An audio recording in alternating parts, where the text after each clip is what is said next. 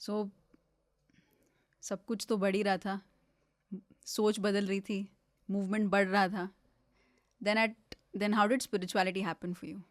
And how, as you mentioned, spirituality isn't everything. That's true, but there's a point when the perspective changes. जब आप देखने का नजरिया बदलता है. When was that moment for you? I think it's a point when you become aware. जब आपको suddenly realise होता है कि ओ माई गॉड, एक्चुअली में हर कठिनाई भी जो आई है वो एक्चुअली इस स्पिरिचुअल डेवलपमेंट की ही प्रोसेस का पार्ट है. बट आई वुड से जो बहुत I have always been interested. मेरे पापा ने मेरे को 13-14 साल की उम्र में खलील गिब्रान, कामसूत्र, इवन कामसूत्र, बहुत सारी ऐसी किताबें थी जो मेरे मम्मी पापा ने मेरे को बहुत जवान, बहुत कम उम्र में इंट्रोड्यूस कर दी थी. तो मेरा जो माइंड है वो ऑलरेडी खुलने लग गया था. 13-14 बहुत ही टेंडर एज होती है. और उस एज में जब आप फिलॉसफी पढ़ते हो पहली बारी, आप सडनली अपनी लाइफ को उसके कंपैरिजन में देखना शुरू करते हो. तो कहीं ना कहीं मुझे लगता है मेरी लाइफ में कला को चूज करना, बिकॉज कला को चूज करना मेरा पहला ऑप्शन नहीं था. इन द सेंस कि मैं तो पढ़ने आ रही थी इंडिया में, डांस तो नहीं चूज कर रही थी. मैं मिडल ईस्ट से इंडिया शिफ्ट कर रही थी और मेरी लाइफ किसी और डायरेक्शन में मैं प्लान कर रही थी. फैशन डिजाइन करना चाहते हाँ जी, मैं फैशन डिजाइनर बनना चाहती थी. बट लाइफ के कुछ और प्लान थे.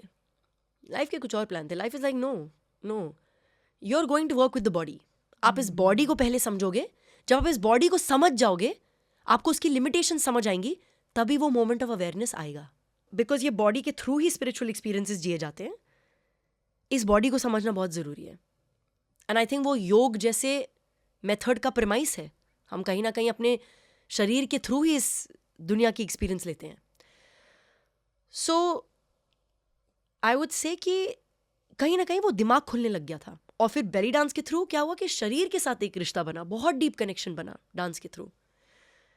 प्रोफेशनली मैं बेली डांस करती थी, बट बहुत सारी ऐसी बॉडी प्रैक्टिसेस थी जो मैं करती थी उस वक्त पे. Very seriously yoga practice as well since I was 15 years old. But मैं कहूँगी 2016 की बात है, जब मेरी लाइफ में एक बहुत डिफिकल्ट रिलेशनशिप था. Very very difficult time. काम के पॉइंट ऑफ व्यू से भी बहुत डिफिकल्ट था, रिलेशनशिप्स के पॉइंट ऑफ व्यू से भी बहुत डिफिकल्ट था, और मेरी खुद की आइडेंटिटी बदल रही थी. उस टाइम पे मैंने एक पल के लिए अपनी पूरी इंस्टीट्यूशन और स्कूल को शट डाउन करके चली गई और मैंने बोला कि मैं जा रही हूँ. I need to discover what is happening within me, deeply क्या हो रहा है.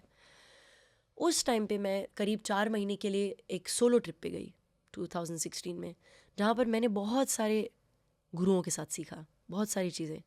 संगीत में, कलर थेरेपी में, मेडिटेशन प्रैक्टिस में, बहुत सारी चीज़ों में, वर्ल्ड के डिफरेंट पार्ट्स में.